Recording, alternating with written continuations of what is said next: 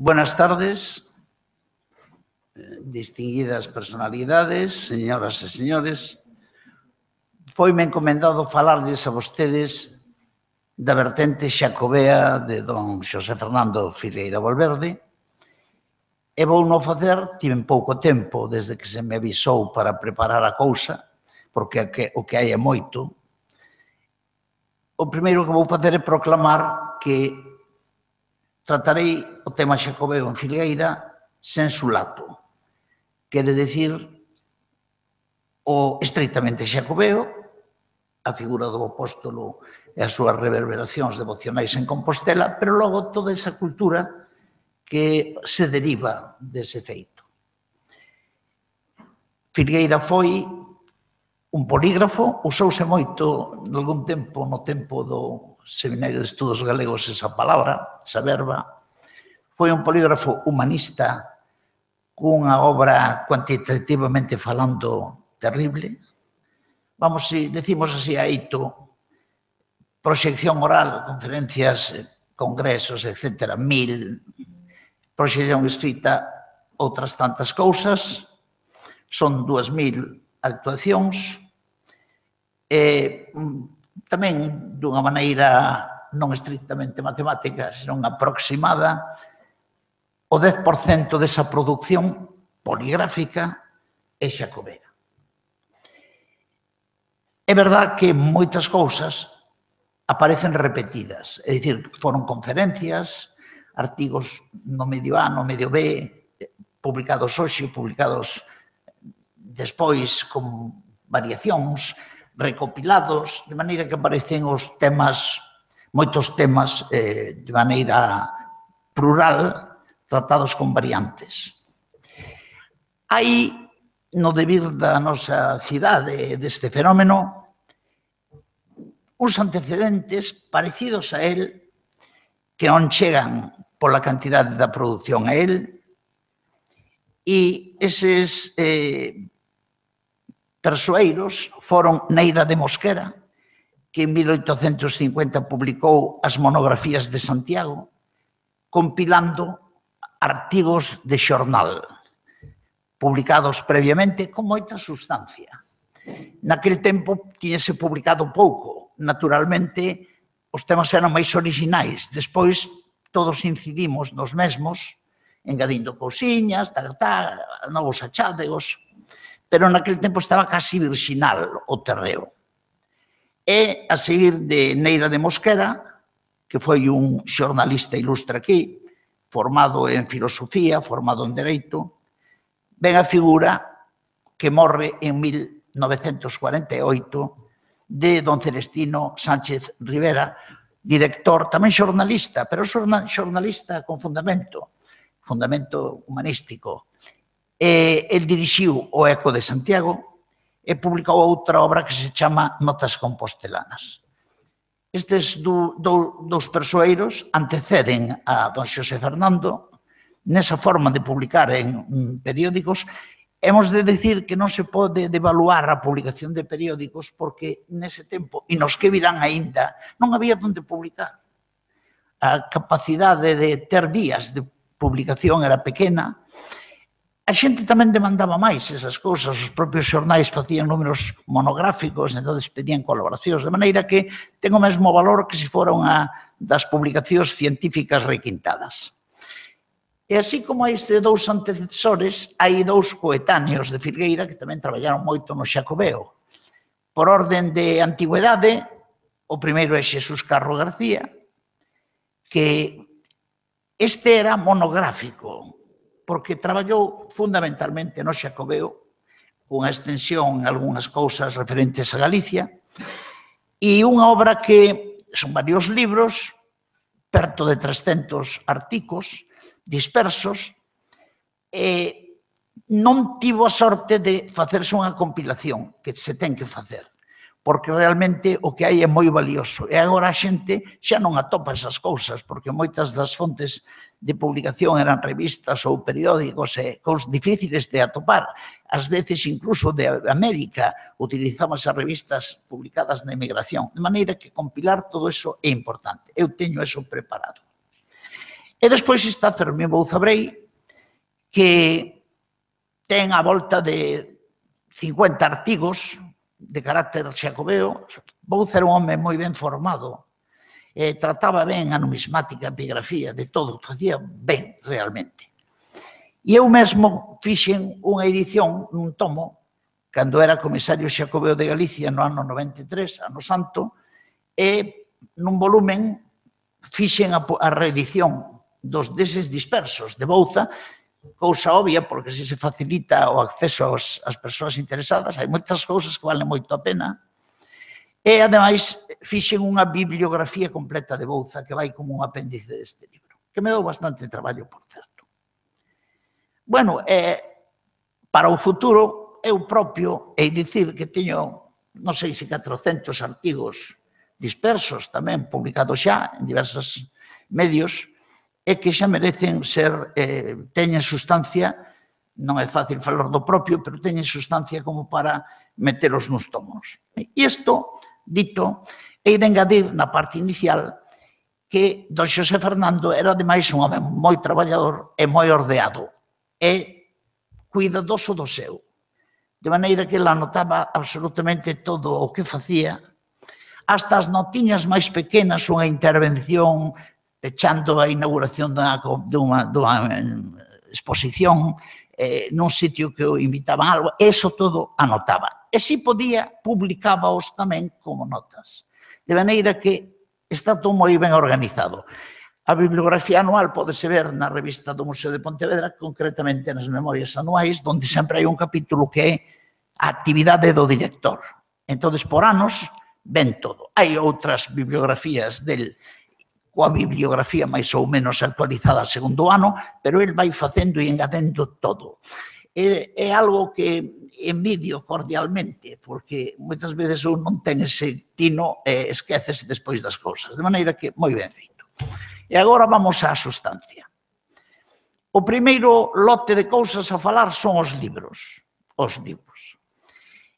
Hei referir aquí 1, 2, 3, 4, 5, 6, 7, 8, 9 libros brevísimamente. O primeiro, publicado en 1932, é unha guía de Santiago, Santiago de Compostela, editada na sección de libros guía de España por Espasacalpe, é subordinada ao Patronato Nacional de Turismo.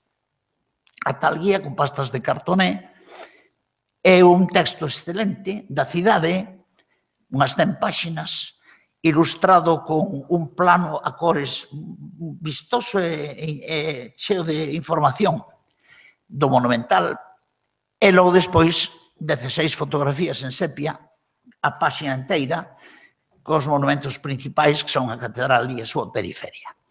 Pero, seguindo o patrón normal das guías, describe as cousas que hai, ten un pequeno apéndice para mencionar os arredores da cidade. Aí reproduce un feito que xa tiñan elaborado Fernández Sánchez e Freire Barreiro na guía do 1875 deles, que son arredores, e por arredores fala de lugares senlleiros na periferia inmediata da cidade. E aí van a salir Conxo, o mosteiro que foi de Conxo, vai a salir San Lorenzo de Trasoutos e vai a salir San Pallo do Monte, esa iglesiña, unha ermida inicialmente no Monte Pedroso, ca memoria inequívoca da presencia de San Francisco, porque ali é onde a tradición franciscana coloca o carboeiro Cotolai naquel 1213 da vinda de San Francisco e a fonte do Milagro, onde se di que achou os recursos económicos, un tesouro, para financiar a construcción por mandato do santo e petición de colaboración do convento franciscano de Santiago, e de maneira que se evoca a peregrinaxe deste ilustre fundador da Orde Menor, que aínda fai pouco se conmemorou no seu centenario. Pero tamén apunta na guía para outros lugares xacobeos máis lontanos. En concreto, fala de Padrón, é obvio o xacobeísmo de Padrón con Iria, porque ali está a memoria do apóstol predicador, por tanto, nunha época incerta entre o 33, morte de Cristo, e o 42-44 do seu martirio, e tamén está a memoria do retorno do corpo morto vía marítimo fluvial até Iria Flavia, ben o lembra a estatua sedente do altar mor da igrexa de Santiago de Padrón, similar ao apóstol sedente do noso altar mor, co pergamino desplegado e os dedos senalando para baixo, e imitando a inscripción que temos aquí, ali dice como convén. Hic fuit, aquí estivo, aquí dice hic est. De maneira que indica eso e deixa as conexións para que a xente busque a maneira. Non se esquece, por tanto, da cidade, da súa orixen tradicional e das súas circunstancias. A segunda obra que vou a mencionar é, do meu punto de vista de todos os libros que ele fai, o que ten máis substancia, el libro de Santiago, con 96 ítems ordenados en 9 capítulos. Jacob's Land, o apóstolo, signos xacobeos, a flor dos peregrinos, os milagros, hai naturalmente a guía é o calistino sempre, tradicións compostelanas, tres cousas ten Santiago, o botafumeiro, o apóstolo, os gigantóns, e unha cuarta, puntos a chuvia. Logo, a cidade e as súas circunstancias é un apéndice que son as calendas compostelanas, é dicir, as festas civiles e religiosas. É unha especie de guía para o que queira ir a tales misas, cuales memorias, tales aniversarios. Iso fixeron tamén Fernández Sánchez e Freire Barreiro, os dous moi polo miúdo, porque eran xente devota de verdad e tiñan esa experiencia por saberes propios. Dentro neste libro, o libro de Santiago, hai, por exemplo, na Flor dos Peregrinos, non podo falar de todo, senón morremos aquí, pois mencións especialísimas, como, por exemplo, un peregrino flor moi esquecido, que ten que ver co patronado nacional de España. Non nos esquezamos que Santiago, o seu santuario, é o santuario do noso Estado, o santuario nacional. E Santiago é o patrono, non só do Estado, senón do exército, o Estado do reino no seu momento, senón dos exércitos, nomeadamente da cabalaría. E o berro de Santiago é cerra España. Cerrar non é abrir, o contrario de abrir, é orden de carga da cabalería. Pois temos eso, e temos que manter ese direito. Un dos que veñen nesa Flor de Peregrinos vai a ser, vinculado co militar, o gran capitán, Gonzalo Fernández de Córdoba, que entón xa estaba en Loja, retirado despois da súa vida azarosísima, no 1507, doído pola forma en que Fernando de Aragón o tiña tratado, houve sempre enteres uns ciúmes aí, e ven a agradecer, pasada a súa vida xa, acabada, xa está Ceriñola, tratado aquelas cousas maravillosas na lembranza lontana, e ven a agradecer ao patrono o seu servizo tutelar. E deixa instituída unha memoria para ele e para a súa muller, coas misas e e os diñeiros de dotación pertinente. Mais unha lámpada de prata coa inscripción que foi colocada no camarín de Santiago, no camarín do altar mor, e ali está iluminando permanentemente a espalda do patrono. Ainda hoxe, cando vayan ali, non teñen máis que levantar a vista, no centro da cupuleta do camarín, pódese ver. Naturalmente, neste libro non poden faltar referencias á Porta Santa, ao Botafumeiro e aos xigantes no altar. Vou dicir dúas cousas. No caso da Porta Santa hai un erro, e é que a Porta Santa pensábase que era unha das 7 portas menores que tiña a Catedral Románica. Iso, a partir do ano 33, por unhas obras que se fixeron na parte da cabeceira, quedou alterado, porque se descubriu a 7ª porta que estaba tapiada. e a primeira publicación que se vai sobre iso é Xesús Carro, o cual leva a que si a Porta Santa non era unha das 7 románicas porque a 7ª encontrouse co feitío románico, inmediatamente houve que pensar que tiña sido aberta a posteriori, que é o que pasou.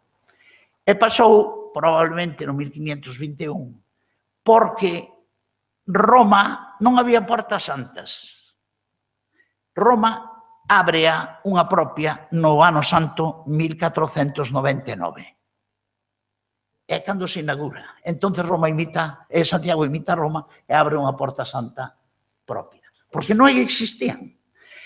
Claro está, ter unha porta especial non ten valor ningún, porque para ganar o xubileo eso non vale. O que vale son as condicións canónicas que se fixan a tal efecto.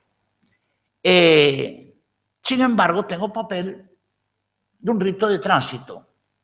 Claro, fora é o pecado, fora é o frío, fora é a oscuridade, fora é a chuvia, fora é o malo, dentro é a pureza, tal. De maneira que é o ritual de tránsito, como todos os que hai na propia vida dos homens. Pensese que a circuncisión é outro ritual de tránsito, no caso dos xudeus e de outras poblacións. De maneira que, pequenas cousas. Os xigantes do altar é algo que se esqueceu. Eu ainda o lembro na miña meninice. E logo o Cabildo suprimeu aquelo porque lle parecía... Xesús Carro publicou un artigo sobre eso, que é o que queda. Pois xa non se fai. No día 25, ao rematar a misa mor, cando se retiraba o clero, entraban os xigantes, pero solamente unha parella, porque todos non cabían no espacio da capela mor. E subían ali, ao pé do altar, e bailaban para o patrón, o coco e a coca. E eu, pequeniño, lembrome ir e levábame para ver aquilo. Co gaiteiro e o tamborileiro do Cabildo, cos seus traxes uniformales de color amarelo. Pero, no momento dado, cortouse esa tradición que se entendía como unha homenaxe do povo. Os gaiteiros estaban a representar a sinxeleza do povo ante o patrono. Despois dos fastos religiosos solemnes, daquelas procesións de mitradas con cetros, capas, etc., o voto botafumeiro, o cheiro incenso. Era o povo. E a xente quedaba para ver aquilo. Por tanto, é aí unha cousa que Filgueira lembra. E nos milagres deste libro ha de aparecer, e é un protomilagre, sin lugar a duda, o caso do duque de Aquitania, Guillermo X, don Gaiferos de Mormaltán, na transmutación literaria do nome, que no ano de 1107, no mes de abril, Venres Santo, chegando á catedral e pregando axionllado diante do patrono, morreu, cousa que, despois de ter sido, era un señor feudal, conde de Duque de Aquitania e conde de Poitou, naturalmente coas cousas propias dos señores feudais, até o dereito de pernada, pois tiña bastantes cousas que lavar na alma. E claro, aquelo, acabar de confesarse, de quedar con contraquilómetros a cero, morrer rapidamente, levou maravilla. Gracias, meu señor Santiago, a vos os tes me tes xa. Se queres tirarme a vida, podes, mas señor, tirar, porque morrerei contento nesta santa catedral. E ora, as expresións maravillosas, e o vello das barbas brancas caiu tendido no chan. Pechou os ollos verdes, verdes como auga do mar. E o obispo que subiu, ali o mandou enterrar. E así morreu, meus señores, Gaiferos de Mormaltán. Isto cunha fanfoña, como facía Santalices, que daba de medo. De maneira que a lembranza do gordo non pasa.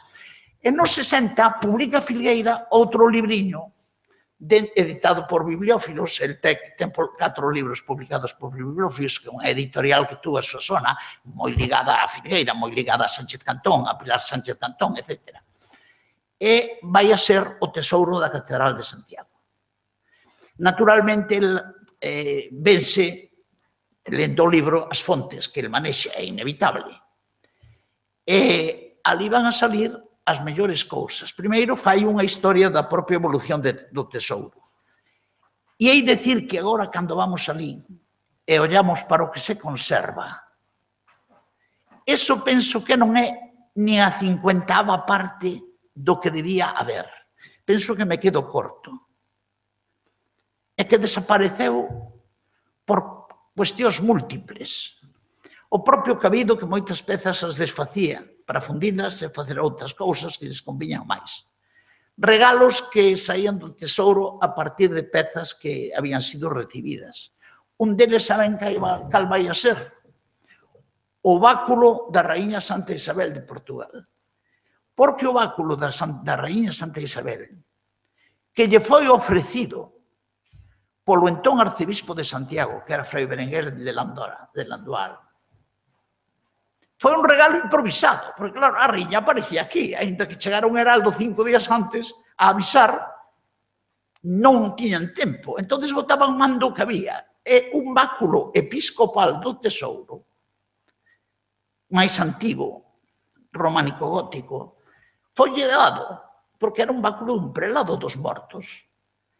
E está coa estrutura dos báculos que eran peculiares en aquel momento dos arcebispos de Santiago, que eran os báculos en tau, porque eran unha imitación do que ten o Santiago sedente do pórtico. O Santiago sedente do pórtico está con báculo en tau. E tamén o ten un Santiago el menor que está na columna da dereita, con Pedro, Pablo, Santiago e Juan. Pero ese Santiago el menor. Eran os báculos en tau. Entón, obsequiaron a Santa Isabel, que o levou para lá, que anduvo con o resto do pouco tempo que viveu, e que se fixo enterrar co tal báculo. E foi encontrado no século XVII, o ano 1622, cando se trasladou o corpo da Raíña Santa desde Santa Clara a Vella, ao pé do Mondego, hasta Santa Clara a Nova, máis alta para salvarse das inundacións do río. E ali aparece, ao abrir, estaba dentro. Ela xo tiña na estate xacente, pero a realidade, o báculo verdadeiro, e a escarcela de peregrina estaba dentro. E sacáronse. O báculo, felizmente, conservouse. É un báculo, estudiei no eu, anduve con el polo mundo en exposicións. O ástil do báculo de plata, grabado con conchas de Venera, a Venera, conchas de Vieira, o Pecten de Jacobeus. E logo unha peza de jadeita e 2 cabezas de león, unha maravilla. Pois aí teñen a maneira de que o tesouro iba escorregando. E moitas pezas foron tamén dadas para necesidades de guerras, axudando aos reis nas contingencias que había. Outras foron roubadas. Entre elas, Ferreira fai referencia á cruz de Alfonso III, que ele e a súa muller, como pon a inscripción que está no reverso da cruz, a Defonsus Rex III, ex Temena Regina, regalaron o ano 887. Unha cruz como a cruz dos Anxos da Cámara Santa do Oviedo, ou a cruz da Victoria, ou a cruz que ten na zona dos pés da súa tampa sepulcral Teodomiro de Iria. Unha cruz de brazos trapeciais, prerrománica, un centro circular chea de ouro, lámina de ouro, sobre alma de madeira, foi roubada no 1907 e non se pudo explicar nunca como foi aquel roubo. Filgueira e outros autores hasta chegan a conxiturar se era unha maravilla feita por aquel voler internacional que o Arsenio Lupin. Pero por onde entrou? Ali na Capela das Reliquias tiña a porta con grades pechada, logo unha ventaniña lá arriba, non hai nada raro, e abren a porta pola mañá e non está a cruz. E nunca máis se soubo. A que temos hoxe é unha réplica que se fixo sobre fotografías. Naturalmente, no tesouro da Catedral de Filgueira aparecen as fotos, felizmente. De maneira que este libro, como ven, é moi importante. E logo ven outro que, na mesma colección, o Obradoiro, o ano 69, 9 anos despois, que a narración da viaxe que fixo a Galicia un hispano-francés, Daniel Urrabieta Vierge, a mamá era francesa, que vai a ser corresponsal de Le Monde Illustré de París, E ele ven para buscar información. Está en Galicia nos anos 80, de 1800. E entón fai moitos apuntes, porque era un dibuixante estupendo e os artigos iban ilustrados. A partir dos apuntes, logo facía dibuixos a serio. E ali parecen dibuixos a serio e en apunte o libriño de Filgueira, máis a reproducción en francés do texto dos artigos. E un deles que é interesantísimo, as festas de Santiago. Describen como eran as festividades mores na catedral. E hai un dibuixo que vale a pena, paga un mes de penitencia sin postre por ver aquilo. Que xa tamén algúns vimos, e outros hoxe xa non, porque se acabou a solemnidade de todo. Aquel tempo en que había 28 canónigos, 20 beneficiados, clérigos de coro, orquesta, que ainda lembro, unha orquesta con 30 músicos de corda e de vento, coro fastuoso, eran os seminaristas, podían ser 100, e despois toda aquela xente adecuadamente fardada, cas capas pluviais, mellores do tesouro, con mitras, os cónegos mitrados, que eran os descendentes dos antigos cardeais da época gelmiriana, e o botafumeiro, presidindo a ceremonia de incensación da reliquia, que era, o Rabieta pon así, a caputargentia, a cabeza de Santiago o Menor, primeiro obispo de Xerusalén, trascido no século, principios do século XII desde Xerusalén polo arcebispo de Braga, don Mauricio Bourdin, que foi o antepapa Bourdin, entregado a Dona Urraca Xelmírita, e aí ao tesouro, que é, por certo, moi simpático, porque no 1443 ten lugar a última justa que se fai en España, no modelo caballeresco que está esmorecendo, porque xa están as armas de fuego e, por tanto, empeza a desaparecer o de contacto personal. E ali se pon don Suero de Quiñones na ponte do Hospital de Órbiga a defender que ali non pasa, o que non proclame que a súa moza era a cousa máis bonita do mundo, que sabe Dios como sería a pobre señora. Entonces, naturalmente, ali se rompen, convoca a caballeiros de toda Europa, a la veñen, e ali ao pé do río, a liza, tal. Un alemán morre, o sea, que as lanzas non eran de fresno, por tanto, rompían, pois que era do que se trataba, algunhas feridas dos impactos, e o propio don Suero tuvo lesións nun brazo, e tal.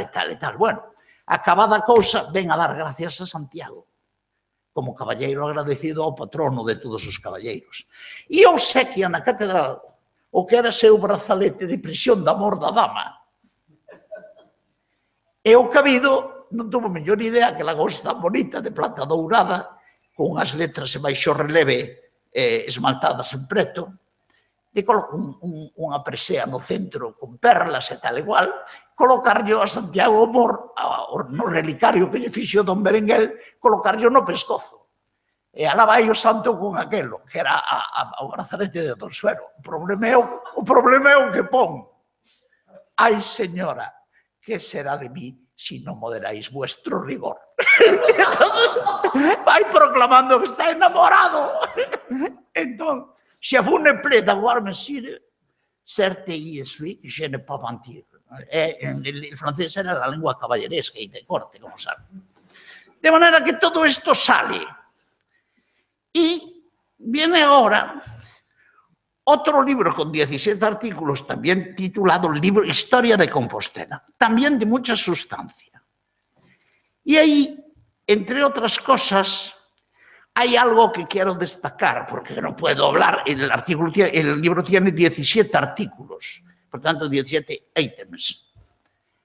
Y voy a destacar uno, que es, de nuevo, la exaltación del Santiago bélico, del Miles Christi.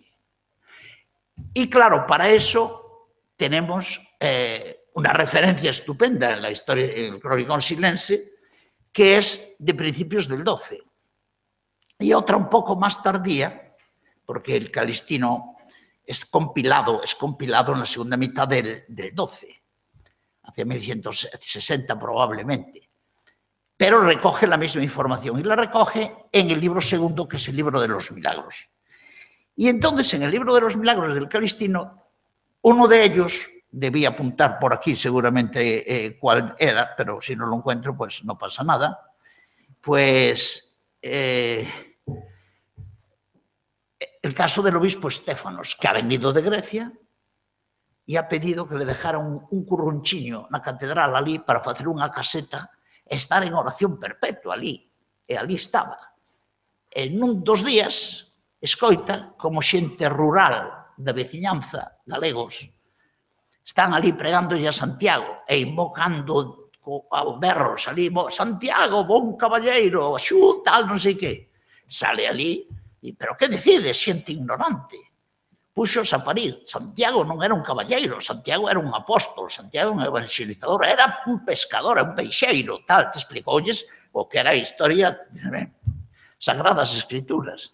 E os outros, claro, quedaron ali pasmados. Esa noite está Estéfanos dormindo na súa caseta e aparecelle relumbrante unha figura dun guerreiro que lle di: Estéfanos, yo soy Santiago. Como te has atrevido a berrarlle aos meus fieles que me invocaban? Has de saber que son un militar, son un soldado de Cristo, miles Christi. E prova deso, vela e tes, ensinoulle que tiña unhas chaves na man. Dixo: con estas chaves, mañán abrireille as portas da cidade de Coimbra ao rei Fernando I, que leva moito tempo sitiando a cidade sin éxito. Cando acordou pola mañán, foi rapidamente, convocou o cabido e contoulles isto que tiña sonado. E comprobaron. Ese día, dito, entraba Fernando en Coimbra. Non pode extrañar que ali na Praza do Comercio de Coimbra, que está extramuros ao pé dunhas das portas da muralla da cidade, se erixira, en época románica, un pouco, máis ou menos, case que, unha igrexa advocada a Santiago, a igrexa de Santiago de Coimbra. Na porta sur, ten unha porta menor sur, ten fustes, con un arco abocinado e tal, ten fustes con conchas incisas, tal. De maneira que aí dele está, de novo, o Mires Christi, que ten a súa expresión máis antiga, iconográficamente falando, nun tímpano que hai aquí na catedral, ao pé da porta de Platerías, entrando por Platerías ali enfrente, xa se pode ver, está iluminado, é a representación máis antiga que se coñece. Na bandeira que porta o apóstol, leva nunha man, na dereita a espada, na esquerda leva a bandeira. E na bandeira, con os prismáticos, pódese ver Santos Jacobus Miles Christi. El propio se autoproclama neste sentido. De maneira que, como ven, os libros están entreverando miles de cousas. Eu fago apenas uns flashes. E ven despois a serie de Adral, que foi aquí referida.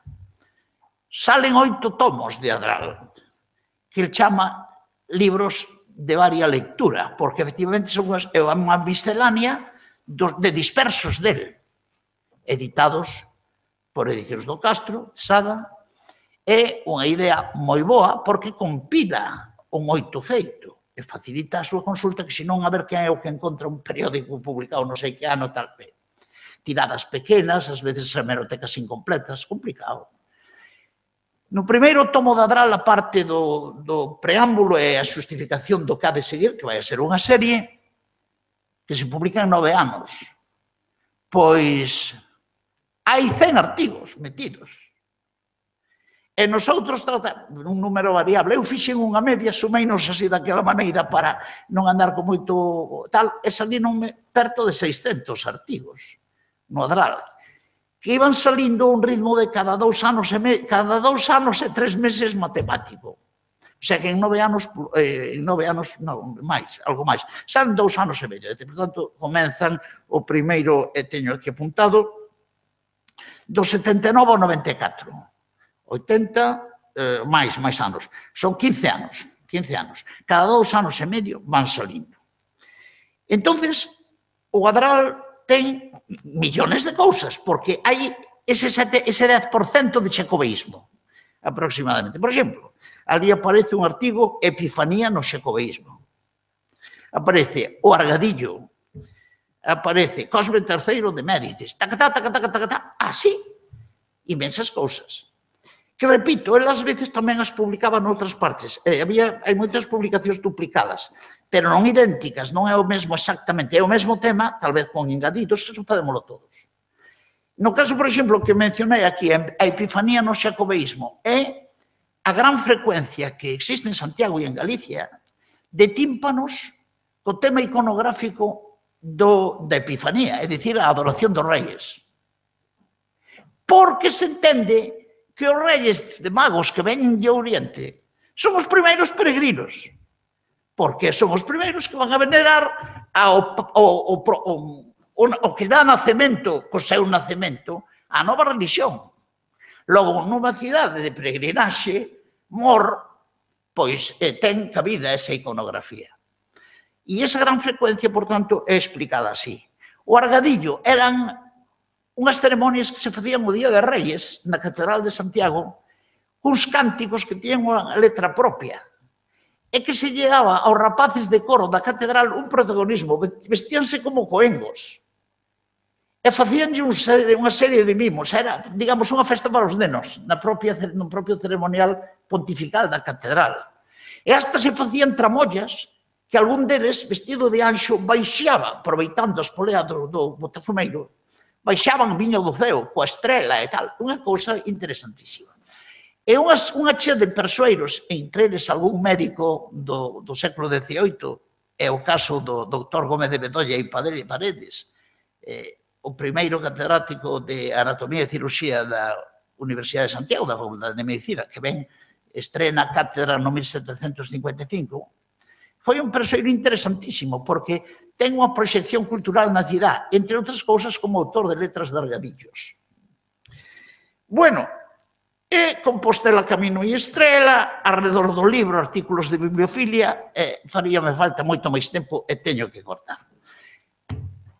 Fai Filgueira tamén exposicións, no sentido de elaborar os catálogos e a montaxe. Mencionarei 6, aquí brevísimamente. No 43, azabaches compostelanos no Museo de Pontevedra, que é a quinta do museo. O azabache en Pontevedra teñen unha colección estupenda, aproveitouse para difundila. Logo, no 48, la imprenta en compostelana, libros e folletos hasta 1868, aquí unha mención ao grande bibliófilo pontevedrés Odriozola. É unha exposición que se fai no Instituto de Estudos Galegos. É a primeira da serie das exposiciones anuales no Instituto. Gravados compostelanos, iconografía del apóstol, tal. Segunda exposición do Sarmento. El sabía moito de gravados. Era a colección tamén do Museo de Pontevedra. Filgueira tiña unha institución potente en expansión total. O museo está sempre expandíndose. E iso é moi bo, un museo vivo. Tamén tiña Bouzarei unha colección moi boa de impresos e publicou unha. Nos 60 unha exposición sobre a Venera, a 18 exposición do Padre Sarmento, a Vaneira que é un protosímbolo xacobeo que habría moito que falar dela ainda. E a exposición que se fai en Gante o 1985 dentro de Europalia 95 España. Moitos, eu tamén colaborei facendo fichas sobre obxetos que foron á exposición, pero Filgueira aí fixo un capítulo que é interesante porque non podo dizer o mencionado por outros obvios que todo o mundo entenderá. La literatura sur le chemin de pèlerinage de Saint-Jacques de Compostela. Fai o capítulo da literatura. Que dentro do moito que el fai, tantos aspectos xacobeos, este era un plato fuerte para él, porque, claro, a súa formación literaria favorecía inmenso coñecer fontes mínimas. E aquí sale Xoglares e Trovadores, recitados en teatro, o ciclo carolingio, o Codes Calistinos, o libro cuarto, o seu do Turpín e o ciclo carolingio. Turpín, por la gracia de Dios, arzobispo de Reims y constante compañero del emperador Carlomagno en España, a ti, Luis Brando, de ande Aquisgrán, salud en Cristo, y aquella teminiada impresionante. El ciclo carolingio está. Luego, de nuevo, el Miles Christi, la peregrinación de las almas. Esto es mitad, o señor Santiago é un cabaleiro forte, o que non foi en vida terá que ir en morte, como San Andrés de Teixido. Eso tamén tendría mucho que hablar, que viene de los ciclos célticos. Pastores y peregrinos, peregrinas ultrajadas, con presencias en la literatura bárbaras, peregrinos ilustres, de nuevo este tema, San Franco de Sena, se conserva el báculo ahí, el romance de Don Gaiferos de nuevo, y la Virgen Peregrina. Ahí quería llegar yo. Entonces, claro, la Virgen Peregrina, pues en Pontevedra tiene su paradigma, es una advocación secundaria a la de Sahagún, está muy promovida por los franciscanos, y quizá arranca de una de las miniaturas en las cantigas ilustrativas de las cantigas de Alfonso X Sabio, que presenta a la Virgen con hábito de peregrina y con el bordón. Es el momento en que se les aparece a unos peregrinos franceses de Soissons y ella aparece vestida como ellos. Claro, el santo se identifica con sus devotos, igual que la advocación aquí del Santiago peregrino, con el Santiago caballero, a partir de Clavijo y sus circunstancias, y del Santiago sedente, que es el que recibe en su casa. Como está en el pórtico, el primero, porque la estatua del altar no olviden que es posterior. La del pórtico tiene fecha, entre 1166 y 1188, que es cuando se hace el pórtico. La del altar mayor es una estatua gótica del 13, retocada en la época barroca, cuando se hace el nuevo baldaquino, y fin, cubierta luego por las platas, etcétera, etcétera. Y esta peregrina va a aparecer en la literatura, y Figueira lo pone muy bien, Le Pèlerin de Grasse, de Jacques de Dieu, las Palinodias de Rouen. Aparece en el siglo XVII en Lope de Vega, en el Truán del Cielo. Se le aparece la peregrina en hábito del tal a Fray Junípero Serra, nada menos, gran figura franciscana, y será patrona, por vía del franciscanismo, de las misiones de California y de México. Por tanto, ahí tienen ustedes una expansión. En Santiago tenemos también la Virgen Peregrina en una capilla que está en la salida norte de la ciudad. Y claro, en Pontevedra está su santuario con planta de venera y todas esas otras evocaciones. Y no quiero ya ocuparles más tiempo, aunque tengo aquí mucha metralla, pero tengo que tirar de las orejas a don Francisco Díaz Fierros, porque no tuve mucho tiempo para esto, pero en fin, lo importante es recordar a un amigo, y a un amigo que trabajó mucho. Tuve la suerte, por razones de su amistad con mi tío Jesús, de conocerlo desde mi infancia y de compartir con él muchas cosas en el Instituto de Estudios Gallegos Padre Sarmiento, donde él era director, yo fui secretario muchos años. Y por tanto, pues, algunos tiempos pasados sí fueron mejores. Muchas gracias.